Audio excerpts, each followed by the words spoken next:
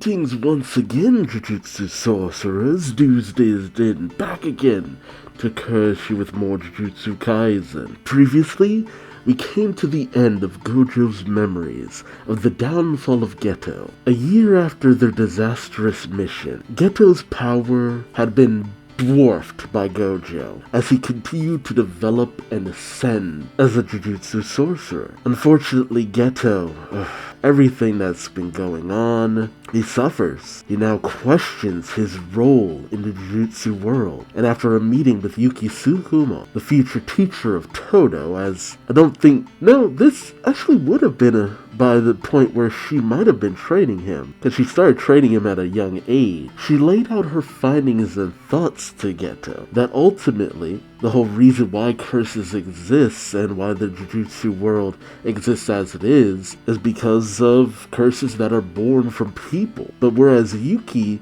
seemed to have a thought of helping people either cancel out that runoff of excess Jujutsu, whatever, that causes curses to be born, or even maybe teaching people so that they might be able to better stop curses from being born because that runoff comes out, involuntarily. Unfortunately, Geto's mindset led him to believe that maybe it's the destruction of non-Jujutsu people, Jujutsu sorcerers, that could lead to a better future. And Yuki, she didn't disparage this, and it's a couple of incidences that pushes Geto over the edge. The death of a fellow student and a honestly positive light in the Jujutsu world, Yuhabara, and when Geto visits a village who was being plagued by a lot of incidents. Despite Geto dealing with the curse that was causing it, the villagers were desperate to blame two Jujutsu sorcerer girls, who would go on to be essentially Geto's acolyte after he rescues them, because the mistreatment of the girls and the fact that the villagers were so bloodthirsty and ready to kill them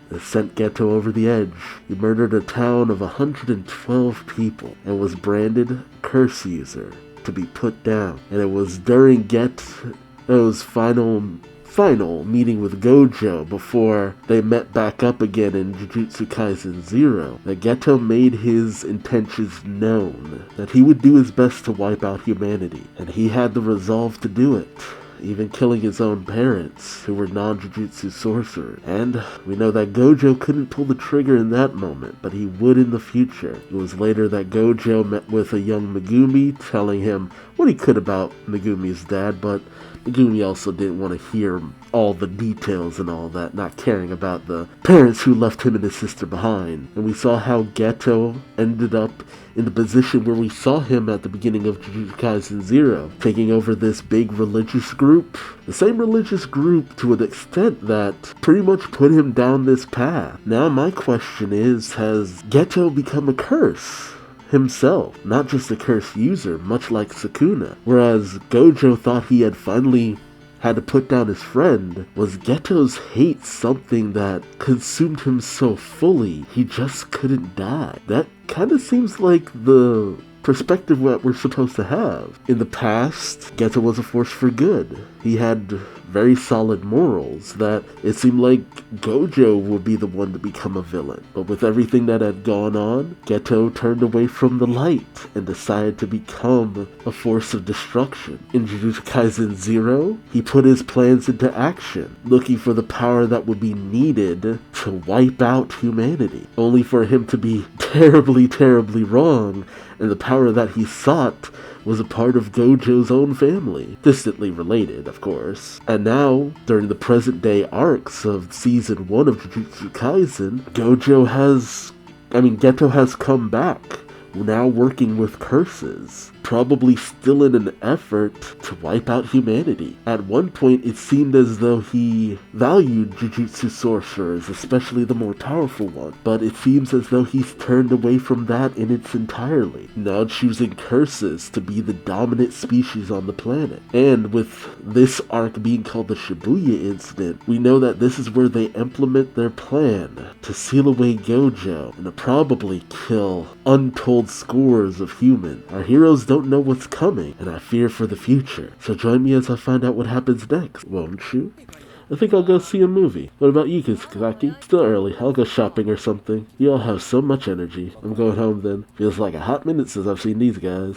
Nope, take care. She's just leaving, really. Finally done. I'm going to the movies. What about you? What are you seeing? Human Earthworm form. Who'd want to go see that? Haven't you seen 1, 2, or 3? If only Junpei was still around. I think he would be fun jumping in on 4. This time the mad science from the first one. Dr. Richter is making his long-awaited reappearance. And a hybrid human earthworm fusion born from the doctor's experiments is going to give rise to an enhanced human earthworm. What the hell? That's so gross. Oh, jeez. The poor human earthworm who barely escaped from Dr. Richter with its life finally wanders into a campground where a group of college students are. And that's when the story really kicks off. So one of the people in the group is a kind woman who's an animal rights proponent. Oh, God. And the human earthworm falls in love with her. Oh, my God. God. I'm no longer human. You're more human than anyone else. Oh, that's so gross. It's a monster, kill it. Kevin, stop. If we kill him, then we're the monsters. Oh, jeez. Oh, did they have babies? What's wrong? Are you okay? Yeah. The theme is actually love. I don't want to see some Wormo man regardless of the theme. I can't blame her for that. I mean, see, that's funny because I know girls out there who would actually be down for something like that. Nabara is just not one of them. It's human earthworm. It doesn't matter. I'm going shopping, okay? Wanna come with? I just said I'm going to the movies. Okay, later then. Friendship broken down so easily. Oh, special grade is a rank reserved for those sorcerers who are exceptional. Who's she? In my opinion, first grade is the true rank for the sorcerers who will lead other sorcerers in Jujutsu society. They must stand above comprehension of semi-first grade in terms of peril, secrecy, and salary. Now, with that in mind, what did you just say? Maki, Zen, and Panda. Megumi Fushigura, Nobari Kugasaki, and my brother, Yuichi Itadori. My name is Oi Todo, and my name is Meimei. I recommend these 5 as first grade sorcerers. Man. See, I'm actually surprised that Todo is recommending Nabarai and Megumi. Because, well, Nabarai, he doesn't really know her like that. And Megumi, he didn't have the greatest opinion of. And for Meimei, I feel like that's definitely Gojo. I'm pretty sure we saw that was Gojo behind that decision. But you can't convince Todo in the same way you can convince Meimei. So I'm curious about these choices. And why would Gojo want Panda and Maki to get to a higher rank? Those who are recommended by at least 2 first grade must carry out missions under an active first order. Paddles? Or first grade equivalent sorcerer? The hell? Are they playing table tennis? Damn legs. Then if they are deemed fit, they will be promoted to semi-first grade and proceed to be assigned first grade missions on their own. Following the results of those missions, they either will or won't officially become first grade sorcerers. My brother will certainly accept the recommendation. With Sukuna still uncooperative, he'll need to go on more dangerous missions to raise the chances of finding more fingers. You understand what this means, right, Miss May? Why are they playing table tennis? Ooh, that's what that means. Man, she's so hot. That's everything, Mr. Todo. Why are they saying it in English? Oh, nice. A bright future. It means a bright future where Oi Toda and Yuji Utadori face missions together lies ahead of us. Nice. No, you don't have to say it. There's no guarantee I'll be the first grade sorcerer assigned to accompany him. That's what you wanted to say, right? But I'm certain of this. As certain as apple falling from a tree. The 2 of us are drawn to each other. Drawn together. Yes, it truly is destiny. No, I mean, the sorcerers are recommended can't be assigned to accompany him. Oh, those were the 2 that recommended Itadori. Someone else will have to accompany him. Oof, nice for today. I'll be leaving now, Mr. Todo. Why were they discussing this over table tennis, though? And also, oof. It makes sense, because you don't want the person being recommended to receive favorable treatment or BS their way through the ranks, so it does make sense. Aw, poor Todo. Oof, that's harsh. Poor guy. Excuse me. Oh, she's tall. You were with Itadori earlier, right? Oh, someone who knows Yuji? Classmate? Because it wasn't that long he left school. His other school. Oh, ooh, new opening. Oh, ooh. Man, it's not a Jujutsu Kaisen opening if people aren't walking. Oh, Gojo and Geta. Oof. Some bad things are about to happen in Shibuya. Ooh. Oh. Ooh, this beat. Mahito. Just casually killing people. Ugh, the curses and ghetto. Okay. Ugh. There's always deeper meaning behind these visuals too. Ugh. Oh, Sukuna. Oh, gee. Oh, nice. Oh. May looking like a baby. Nobara. Mahito's domain. These are the various Jujutsu techniques. Gojo and Geto. Oh, look at the squad. That opening was fire. Oh, man. Each Jujutsu Kaisen opening just has its own distinct flavor. It's always so good. And it's always fun because it's rare that I go into a series not having pre-watched or pre-read the manga. But for this, I check out the manga after the fact. So, I'm gonna come back to this, and I'm gonna see all these details that I didn't see before, and it's just gonna blow my mind. Like, that's a reference to that, that's a reference to that, that's a reference to that. Because they never quite spoil anything. They always go for the abstract, or they do something that completely deceives you. With Junpei in the first opening and Reiko in the second, making me think that they'd be important. Or the one dude, I thought it's like, he's a part of the squad or something. He's hanging out with Nanami and Geto and Gojo. And no. He's relevant for all of 2 episodes and barely has about 10 minutes in total. And he's already dead. Ooh, that looks good. Welcome. This is what I looked like at our middle school graduation ceremony. Ooh, that glow up. She was still cute even as a big girl. No, seriously. That's only 6 months ago. What happened to you? I actually knew somebody like that in high school, though. He was, like, bigger than I am. And then I saw him about a year later, and he was fit as a rail. It was freaky to see. It's just like, where'd the rest of you go? Well, I've grown about 50 centimeters since then. That's the takeaway. That combined with the stress of moving to Tokyo and changing environments. That is true. Sometimes, stress can change your eating habits and stuff like that. Not to mention the change in scenery can have a positive or negative influence. So, big changes. Real Kuroko Sato. Wait. Kuroko Sato.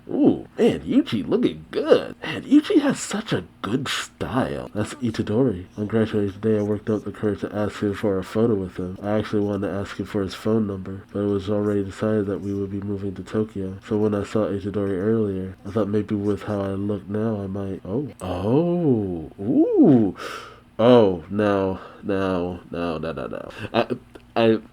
First, while Yuji does like tall girls, I cannot tell if this girl has a big butt. She might.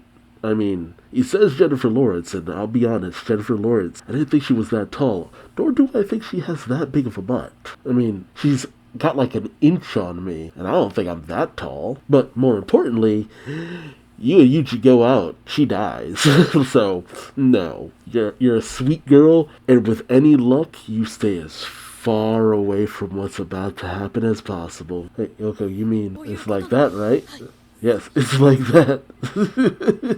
Oh my god, what's she doing? Hey, Ichi, is Fuchigo still riding with you? I'll send you around for the restaurant about. Can you turn around and bring him here?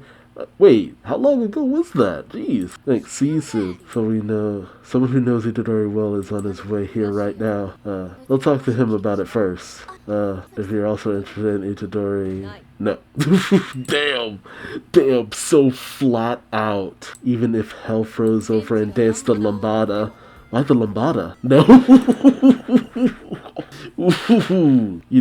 Such a serious and flat out declaration. I could still see people still trying to ship Yuji and Nobara. I've seen weirder things. I'll be honest, even I haven't actually thought about that. I'm like, they're pretty in sync from time to time, but they are too different of people. Like, there is such a we're only friends energy coming from them that it just does not register. Even with Megumi, any of them, I could not see any of them in a relationship with each other. I'd sooner believe that Nobara would go out with Maki than anyone else. It just felt weird. Huh? Did my heart just skip a beat? Wait, what? Hey. No, don't do that. I just went on that long monologue about not feeling like there was anything there. Is it the thought of romance? Yo, what's the big idea? Hey, Fushiguro. Does Itadori have a girlfriend? Huh? This is Yuko Ozawa. She's actually blah blah blah blah blah. So it's like that. Oh my god. I was half expecting him to completely dismiss that. Yes, it's like that. He definitely doesn't have a girlfriend. Your biases for that? When he suddenly had to transfer to Tokyo, he didn't seem particularly upset about it. He also has a pin-up poster hanging in his room. Anyone with a girlfriend wouldn't have something like that hanging up, right? That is very true, because she'd hate it. Are you the type to drink coffee black only when women are around so you can show off? Stop it, okay? You can't be out here to ask me about this, right? And I always drink it black. You're too young to be drinking black coffee. No, I know. I knew kids in high school who would drink black coffee. I thought they were weird too. Oh, by the way, do you know what his type is? Oh, he mentioned he likes tall girls. Ooh. Oh my god. You have a shot. I'll summon Itadori. Summon him. You okay with that? You right, Ika? Yes. Hey, family roster out. Come. Why? Come. Got it? Oh my god. Wait, why is this icon a tiger? Nobara's is a nail, but why is Yuji's a tiger? Huh. Maybe there's something I'm not understanding. Man, that is... She texts like I do. That was Kurt. Really? Fushigura's here too. That was fast. Like, seriously? Oh shoot. I haven't told you today about Yoko. Finding money exchange wasn't paid, so I traded it for price instead. He definitely won't recognize who she is after she changed so much. Who are you? That's the number one line you never want to hear when reuniting with a person you adore. Oof. Itadori. This girl is Hirozawa. What are you doing here? Oof. Oof. Yes. No. The thing is, you compliment how she looks, though, too. I mean, false platitudes are never a great thing, but I mean, she feels good about how she looks, and I would think being complimented on it. Well, again, I still say she still looked cute when she was bigger, but I mean, if she feels like now she has more confidence, a compliment might be good for her self-confidence and all that. They both put it on like 10. Yes. What a coincidence.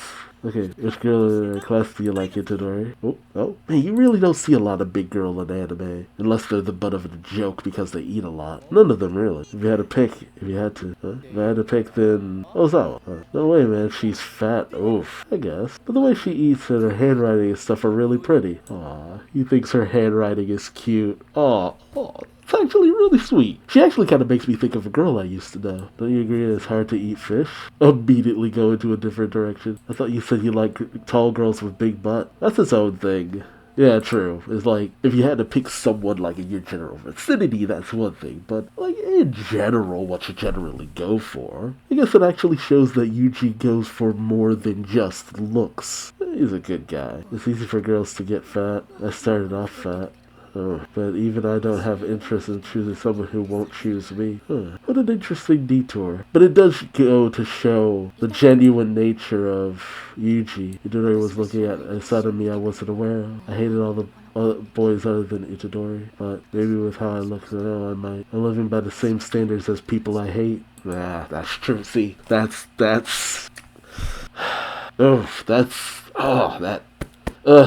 I mean, I've had problems with my weight, but I never pin those standards on others, you know? Just because someone would look at me a certain kind of way and not find me appealing, I can never hold someone else to those standards. And even if I were to just lose weight all at once, I wouldn't want to lose the perspective of who I am, you know? Later.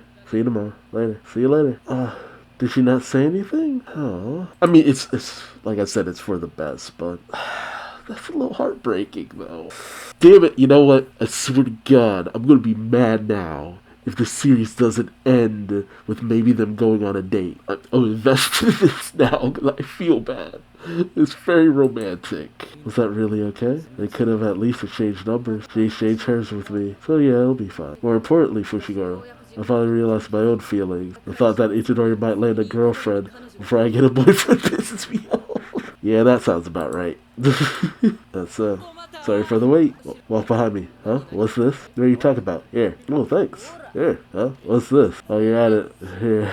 You feel bad making a lady carry them, right? Oh, God. Sure. Oh, shoot. The movie started. Hey, let's go. Go. Here. Don't take mine with you. There's no way I'm watching some Wormo, man. You want some popcorn too, Fushiguro? You like caramel flavor. Don't just advance the conversation assuming we're gonna watch a Wormo, man. I told you it's Human Earthworm 4, episode 30. That's how it is. What a title. And halfway through the episode to get the title. Training. Oh, Utahime? Impossible. Working with a cursed user, one thing, but cursed spirits? Yet, lately cursed spirits of that level have been popping up everywhere. Alright, this conversation. The person in question may think they're only working with curse users. I doubt he thinks he's only working with curse users. Oh, unless they mean they think someone inside the school is doing that. I want to leave the investigation of Kyoto up to you, Utahime. This way. Still kind of wondering how she got that scar on her face. I actually thought we'd find that out during Gojo's backstory thing, but it must have happened sometime in the 10 years prior. You've heard from Gojo about the person leaking intel, right? Yep. Oh, so they're all informed. There's probably 2 or more people in contact with the curse user. One would be higher up, well above the principal. Really? I won't be able to do anything about that one. The other would be assumed someone passing the information up to the higher up. That one is our current target. They're only a suspect at this point, so we'll capture and then interrogate them. So, who from Kyoto is it? Huh? That's why you asked those of us from Tokyo, right? Oh. Who's like, you're incredible, huh? The mole is Mekamaru. Oh, Mekamaru. I guess that would make a certain degree of sense. He was very bitter about his place in the world. That's unfortunate, though. I kind of really started to sympathize with Mekamaru. Well, there you are. Today's the last day to turn your notebook, Mekamaru. Sorry, Miwa. I'm going to sleep for a minute. You take the notebook from my desk. Sleep. It's still only evening. Really? You really did go to sleep. I wonder where the real Mekamaru actually is. Stop poking him! Mekamaru's real body, Kokichi Muta, is in the basement here. Now it's not like he's suspicious. It's more that everyone else wasn't. So the process of elimination leaves us with Mekamaru. I'd hope to believe it's not him, but I could see it. Mekamaru's technique is puppet manipulation, though thanks to his heavenly pact, the range he can manipulate puppets, it extends throughout all of Japan. Jesus! Man, what's the deal with these heavenly restrictions? Todo, Maki, Mekamaru. I mean, it's like you really get shafted on one thing, but that makes you incredible in something else. Why is that? What are these heavenly restrictions? If he has any unregistered puppets, then he could do the work of a mola as much as he wanted. Really? That guy stood out a lot to me. Even if the puppet was the size of a fly or a mosquito. Dang, you can make it that small? Those are options too, huh? Right here. Oh, they've arrived. Oh, what? He got us. What? Though on the other hand, now we're certain it's Mekamaru. Oh. Utahime is immediately sad. I guess she was hoping that it wasn't going to turn out like this. I was kind of too. I'm kind of sad to find this out. But again, considering the state he's in, I don't know, he just seemed a little bit more pragmatic to me than to make a decision like this. You're late? I thought you forgot about me. We wouldn't take a blunder like that. Mahito and Geta, you're already personally familiar with the terrifying nature of Pactorite. He always smells moldy and I hate it. Jeez, we're enemies too, so let's just kill him quickly. What? You can't do that yet, Mahito. He agreed to cooperate with us and provide us information. In exchange, he agreed to use your idol transfer technique to fix his body. Oh, that's the pact we are forged, remember? Killing him comes after fixing him. So as long as you do the job, everything's okay. I mean, see, that's the thing. I feel like with everything we found out about Mekamaru, it felt like he'd know better than to cooperate with these guys. Was it just a risk he was willing to take? I wanted him to do some work for us in Shibuya too. So that's a shame. Oh, we won't lay a hand on the people from the Kyoto school. You're the ones who broke our pact first. Yeah, no, it was the one dude from the Zenin clan. Yeah, Hanami injured him. Hanami's the one who did that. Oh, okay, that's how they get around it. You should lash out at the wrong people. I have no intention of getting into debate with Cursed Spirit. Hurry up and fix me, scumbag. Ooh. Maybe I'll get carried away and turn him into a caterpillar. Mahito, pacts forged with others are very different from pacts placed upon oneself. The first aspect of that is uncertain nature of the penalty. When you break a pact with yourself, whatever you gain, the improvement to your own ability is lost. But this time you can't break it. If you break this pact, then we have no idea when or what kind of disaster will befall us. Okay, that's pretty interesting. Yeah. You're lower than a scumbag, so be grateful. Idol transfiguration. Ooh, magical girl transformation. Ooh, looking good. No fun at all. Celebrate a bit more. I'll do that after I'm finished here. I suppose that's true. I don't know, buddy. Mahito has He's a slippery one. And I feel like this series is cruel enough to give Mechamaru his body back and then have him die. Let's get started. And if anything, he's probably not as powerful now. Ooh, cool. Want my help? Stop it. He's my toy. Ugh. Jeez. A legion. Ooh, there. Ooh. Ooh. He's having fun. Ooh, jeez. How many puppets does he have? Ooh, he went gear 3rd. He escaped. Oh, so it's not like he needs to kill us. How boring. Oh, okay. I mean, hey, might as well. I don't know. I don't know. It feels weird him being the mole, though. I know we only got to know him so much, but I don't know. I like Mechamaru. So, I mean, I guess if he escaped, that's fine. Maybe he'll turn something around. I'm gonna have a match, not go hunting. No, oh, never mind. The hell? Ooh, ooh. A dam. Oh, no, that's more like it. Whoa. Okay. What? That's an Evangelion. I have no idea what those words said. How do you even produce something like this? So you've been making something like this in secret. Guess you weren't to shut it just for show. He's inside it, right? He wouldn't want me to touch him after all. The cockpit, the seat of his soul, is the head. Oh, dude! Come.